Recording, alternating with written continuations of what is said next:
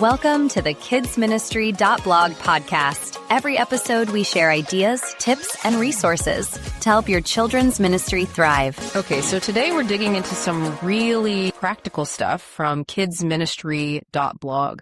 There's this article, 5 Common Mistakes in Volunteer Management. And honestly, this isn't just for ministry, right? It's about keeping people engaged anywhere they give their time for free. We've probably all seen it happen. You know, volunteers who just sort of drift off or quit out of the blue. The article even starts with this example, a text from a volunteer named Jennifer saying, "I don't think I can keep doing this anymore." And the author's first reaction was kind of like, oh, well, people leave. But then it clicked. Wait, I think I messed up somewhere. Mm-hmm. That's a huge shift, isn't it? Going from just accepting it as life happens to asking, okay, what part did I play in this relationship breakdown?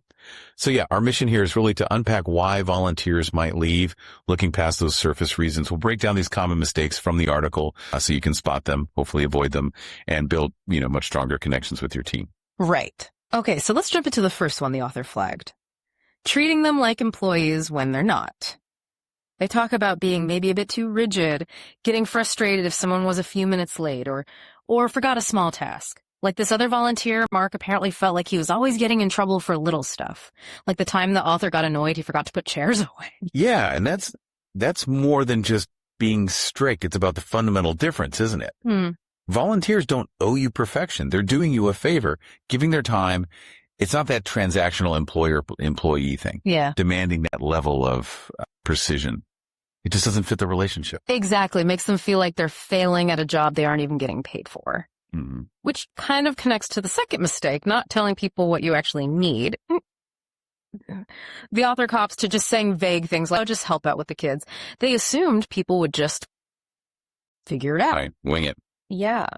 And it backfired. There was this one volunteer who apparently spent the whole morning standing around because they genuinely had no clue what to do, too embarrassed to ask, and they never came back. That's tough because people want to help. Usually they just need to know how. So clarity isn't about being demanding.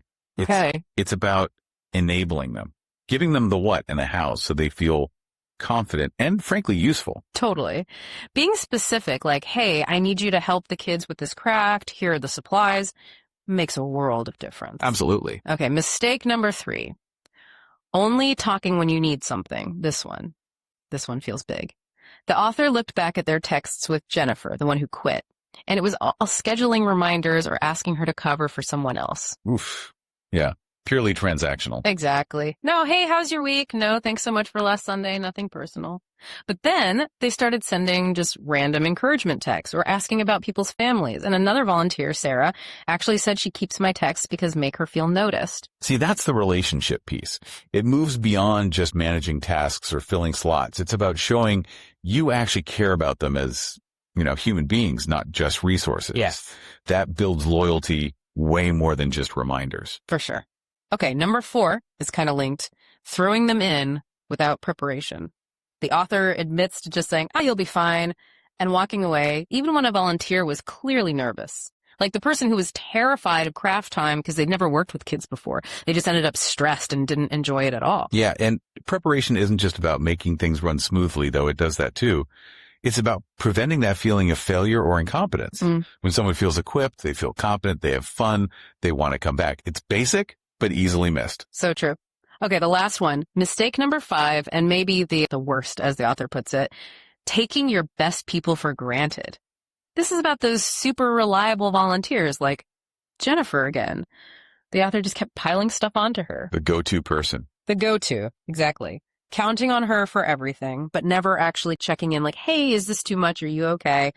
Basically assuming she could handle it all indefinitely. And that's where burnout happens. Yeah. You absolutely cannot afford to lose your most committed people. Yeah. It really raises that question of sustainability, right?